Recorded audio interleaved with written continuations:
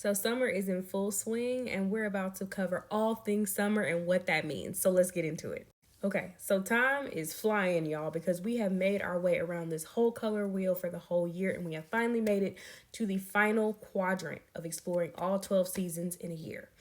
So, if we're looking at summer, the characteristics of summer is cool, muted, and light.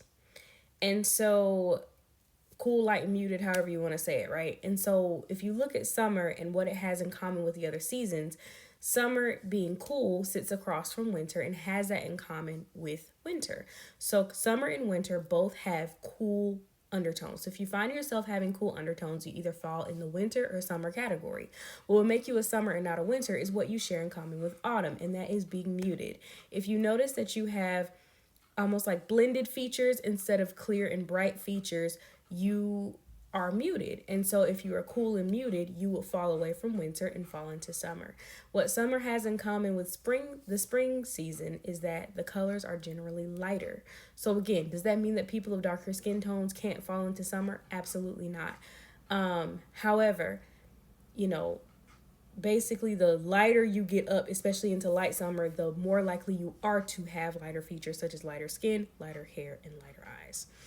So here are the models that I'm using to represent the sub-seasons of the summer category. So you have Jasmine Sanders, who's representing the light summers. The characteristics of a light summer is light first, cool second, and muted last, making them bright for a summer, but still more muted than the springs. If you're looking at Leona Lewis representing the cool, or sometimes called true summers, the characteristics of them is cool first, muted second, and light last.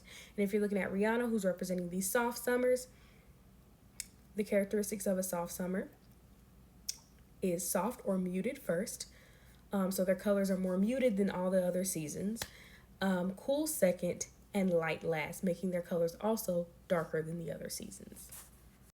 Here is an overall palette for the summer season. And if you look at it, you can see all the colors are cool and muted, and that is the biggest characteristic of all of them. They range from super light colors to even some quite dark colors, but they all are muted and cool. So the first thing I want to talk about for all summers is that black is not in your palette. And so what black happens to do is it kind of washes you out quite badly. And so you see Jasmine Sanders in black, and you can really see it, right? You see her and then you see the black. They don't go together. And so you're going to want to stay away from black. So let me also show you what that looks like on a true summer and a soft summer. You see that same effect here. There is her and then there is the black. They don't go together, and it almost is creating a sallowness to her skin. Almost, I always say, listen, what usually makes it sink in for people is like, do you want to look like you got jaundice? No, you want to make sure that the colors you're wearing go with what you've got going on. And although Rihanna wears black quite often, this is a good example here that the same thing is happening. Black is actually overpowering her. It's her and it's the black. It's almost like it's completely, it doesn't go together. Now, here's the thing. If you're going to wear black as a summer season, just understand what you're doing. Rihanna often wears black when she's trying to look edgy. So that's what black is going to do for you. And so if you are on that and you want it to look harsh on purpose, that's great, as long as you know what you're doing. But if your goal is to look your most elegant, if your goal is to look your most put together, black is not going to add to your look. You want to pick colors that are going to add to your look. So your new black is charcoal. And the reason why that works is because if you look at it, it's like black, but it has a little grayed out feature to it. It's muted. It's a muted black. And so that's kind of how you want to think about it. If my features are muted, I want colors that are also muted, and that includes black as well. You'll also want to consider off-white such as ivory and beige as an alternative to white, because although especially even light summers, they are very light, but bright is too vibrant and will overpower you. I know I told y'all a long time ago to get the idea that there are certain colors you wear in spring and summer and certain colors you wear in the fall and winter. I told you to get that out your mind, but you're not going to do it. You don't never do nothing I say. So here's what we're going to do. You're going to wear the lighter colors in your palette in the spring and summer and the darker colors in your palette in the fall and winter. Do not sit there and let Target convince you to wear mustard yellow, because it will not work.